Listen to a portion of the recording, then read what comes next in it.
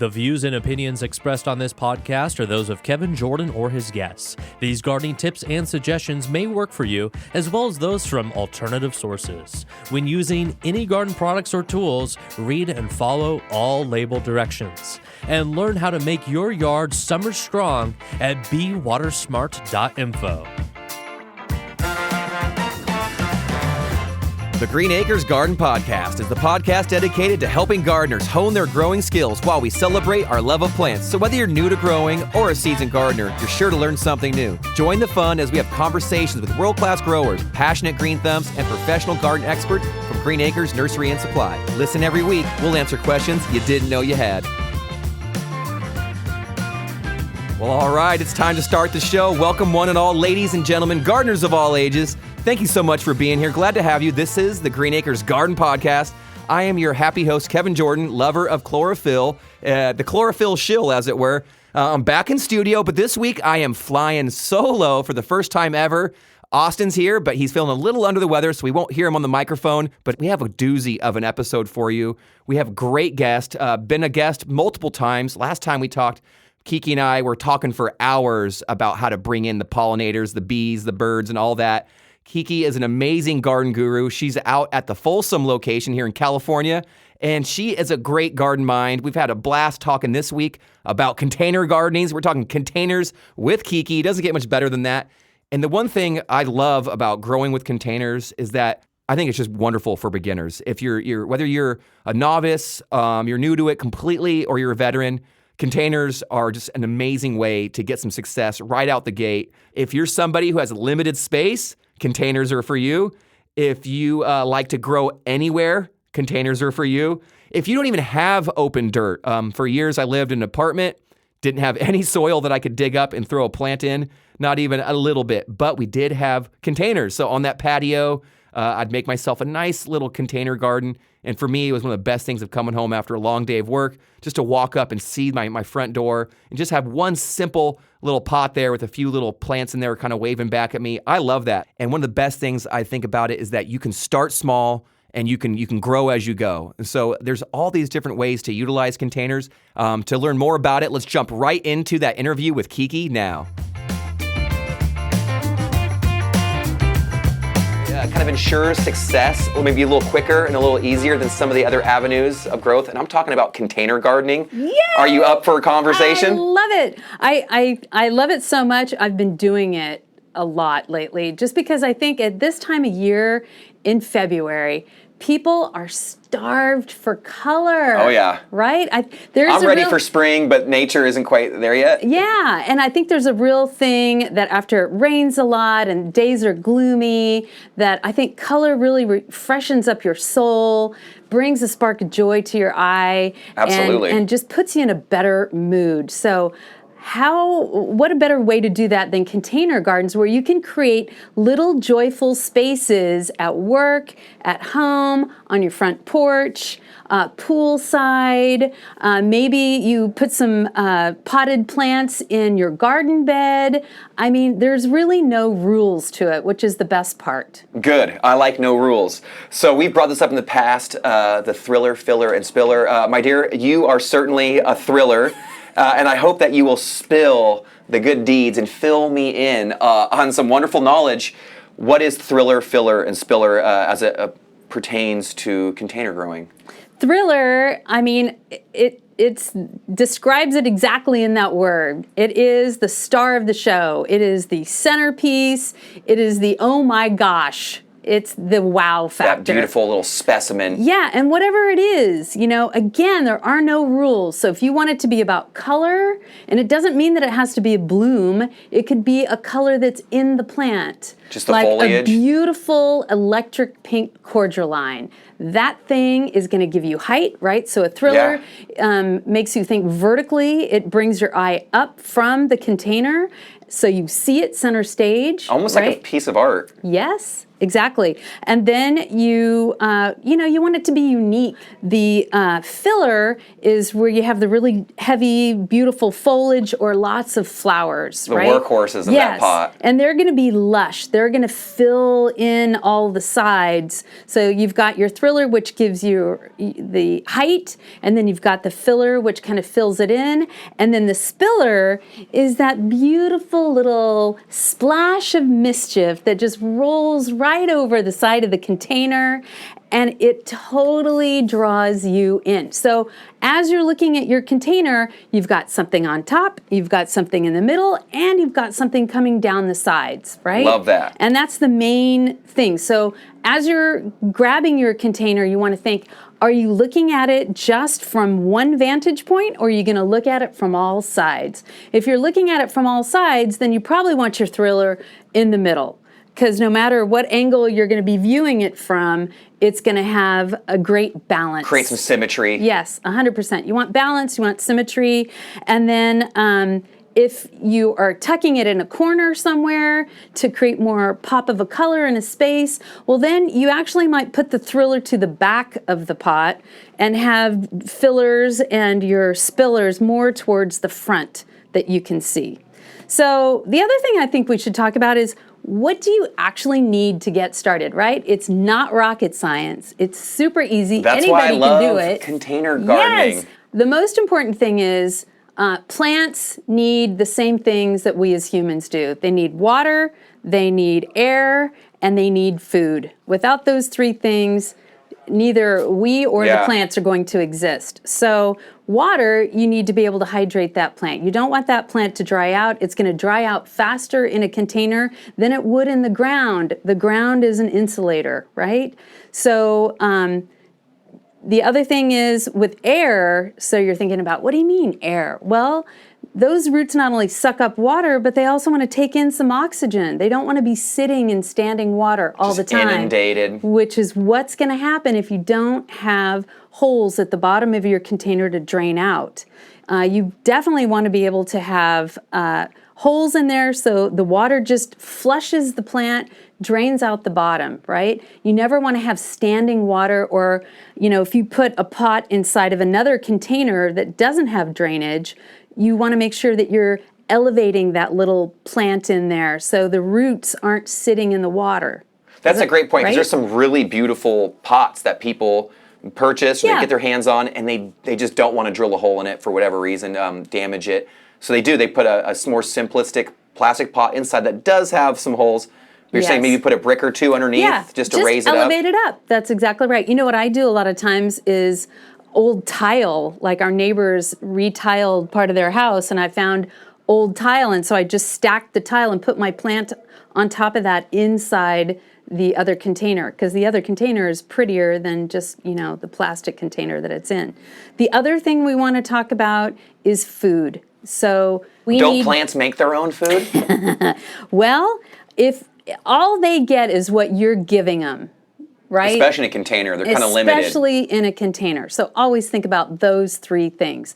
It relies on you. These plants are your other babies. Besides, if you have a dog or a cat or birds or whatever, these guys are living beings too. So they need sustenance to survive. And it's those three things. They need good air circulation, drainage, they need water, and they need some nutrients. And that would just be fertilizer.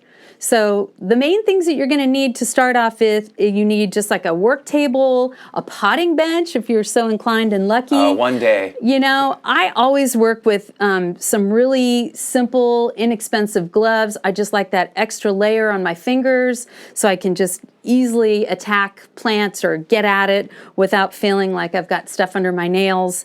The other thing I would recommend is get a good container with a saucer below it, because you want the saucer so you're not staining your patio.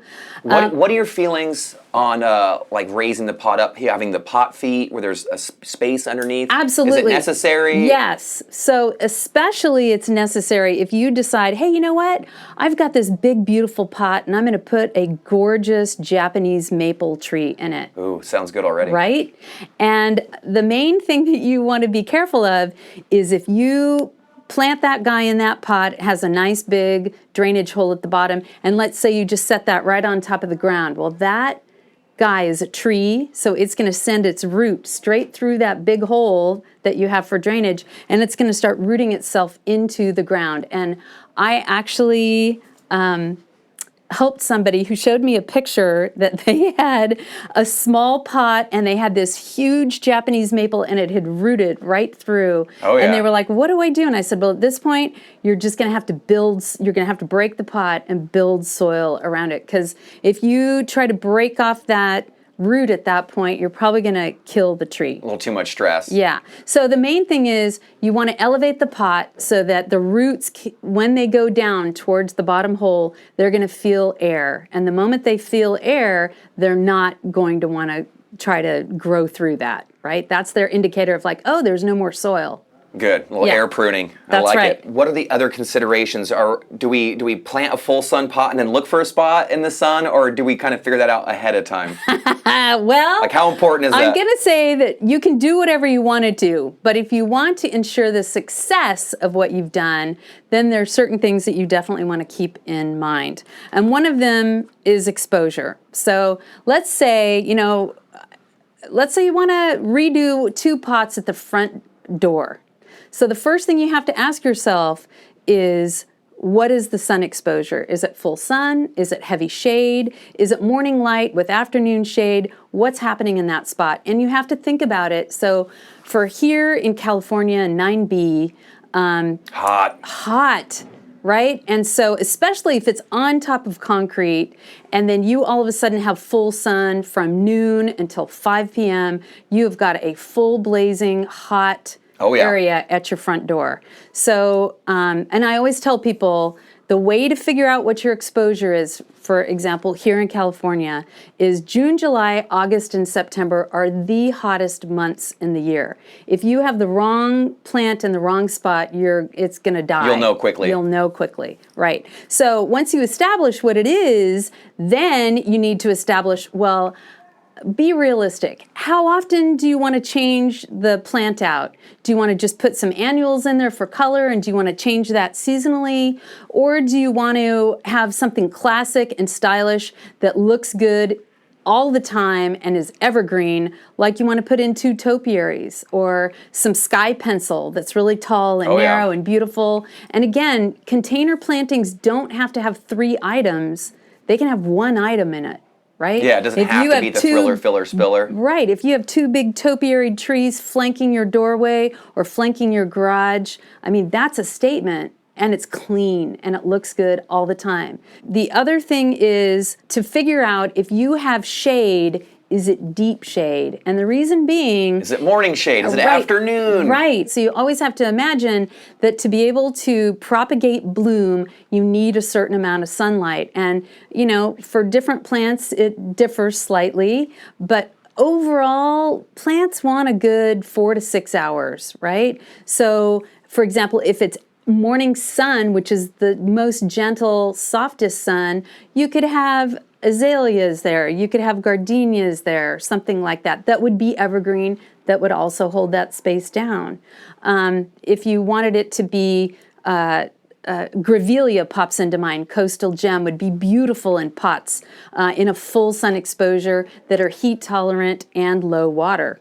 Right? So those are helpful. Just some examples of different things you could do at the front door. But again, thinking about the exposure, figuring out, is it full sun, is it afternoon shade, is it deep shade, and then selecting the plants from that.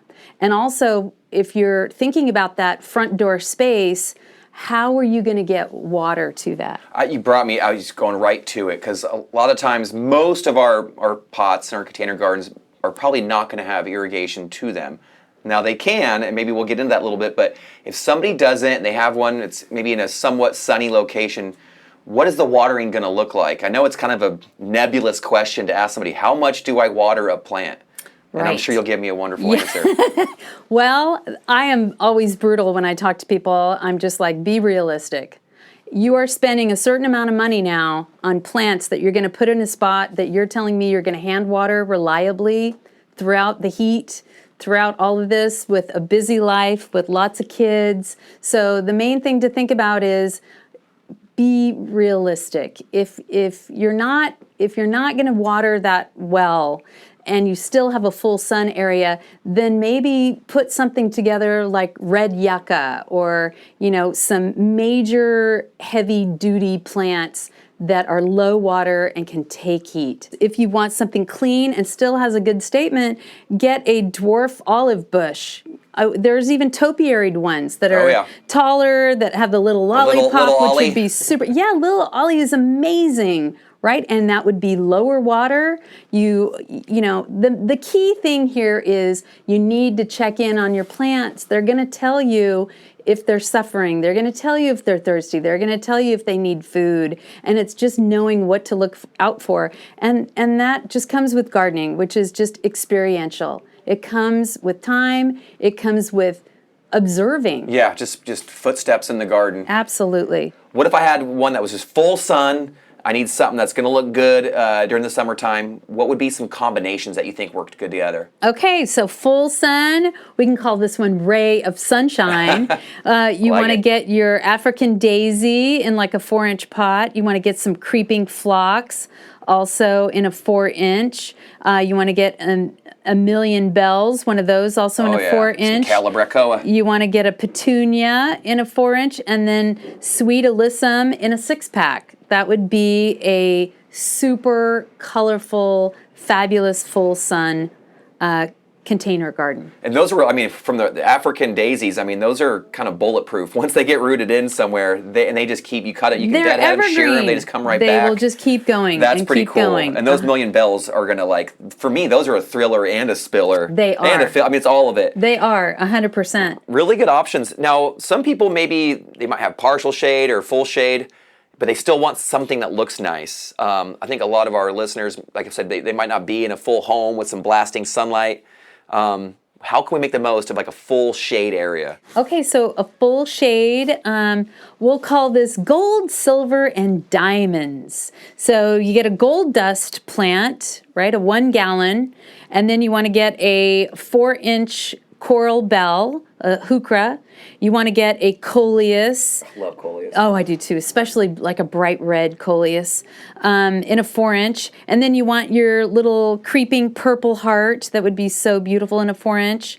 And how about a tricolor sweet potato vine? Now those are so fun because you can go the bright greens. Yeah, that bright green or the dark purple, 100%. Yeah. And then again, dichondra is one of my favorites. The Silver Falls is just amazing. So if you put that in there, and then how about for fun, a little polka dot plant? Love it. A lot of good foliage I noticed in that one. Some things that bloom, but it'll also just look nice. Those are really cool recipes. I kind of like the idea of just like, hey, if you don't know what to do, just go find the recipe and then try it yourself. It's like making a souffle or whatever. The thing to do too is just go grab a cart, take your pot from either at home, take it to the nursery, or find a pot at the nursery, and then just travel around and then place things in the pot.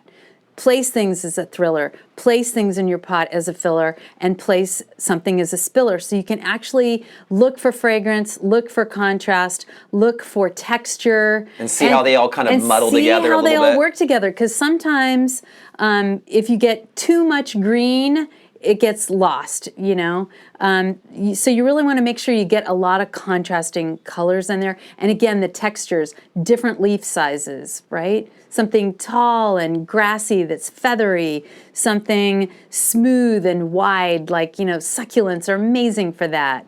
And then also something really small, like if you have the wire vine, that's always really cool and interesting too.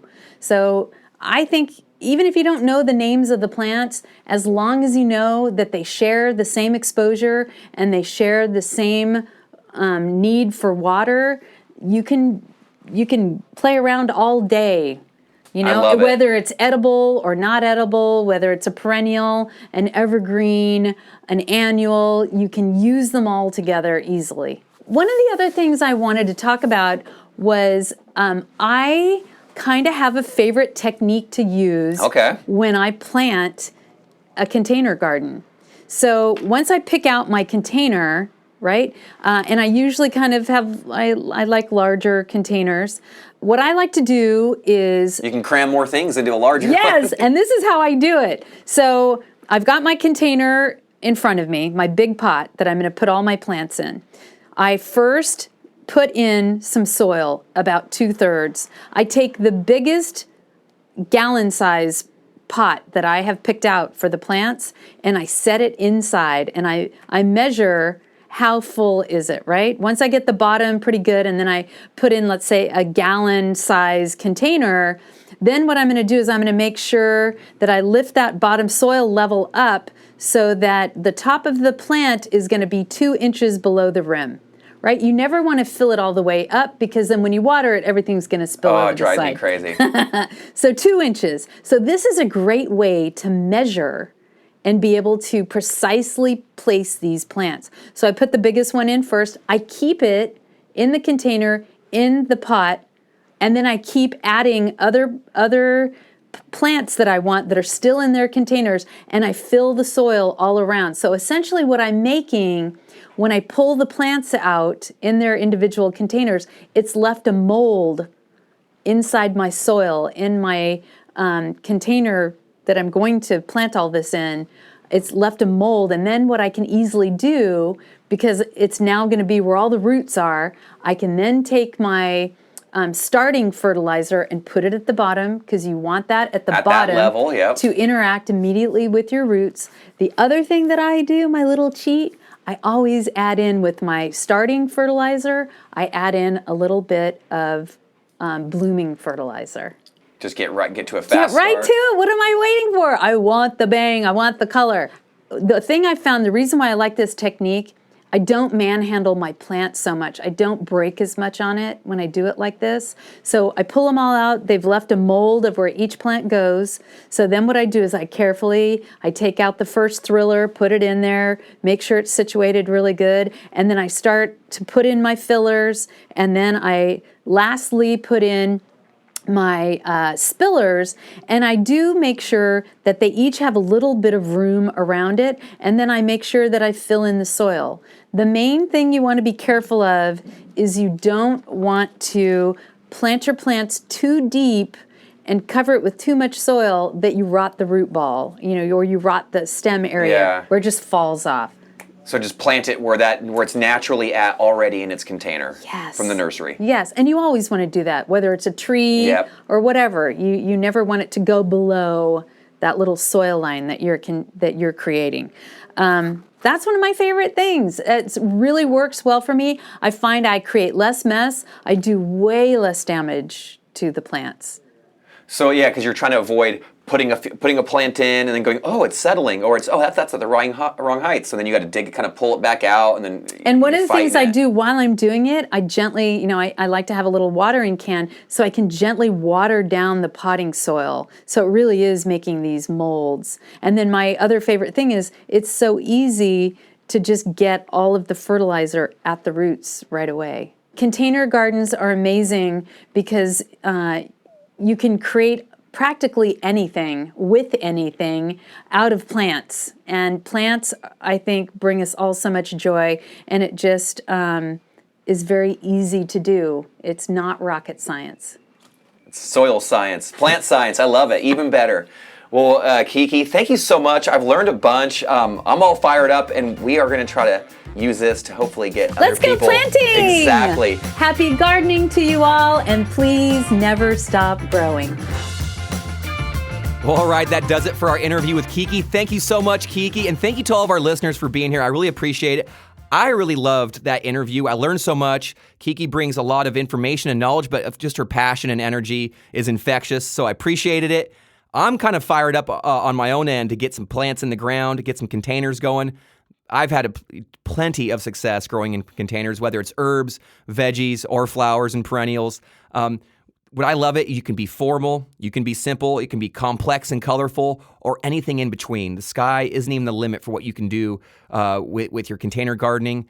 All these plants, these containers, these are your paints and your paintbrushes, and you are an artist, friends. So get out there, go get some art going, create. Be unique, be yourself, and maybe express yourself with some container gardening. Until next week, garden friends, I got to get out and get some dirt back underneath these nails. They're looking a little too clean. I'm looking for a callus or two. I got to get my hands. I'm ready to get some serious work in. Until next week, garden friends, I wish you all an amazing week out in your gardens. Go outside, touch some grass, get some dirt underneath those nails, plant some plants if you can, and look forward to next week because it's going to be a wonderful one. Can't wait to have you back. Until next time, garden friends, happy gardening to you all, and of course, never stop growing.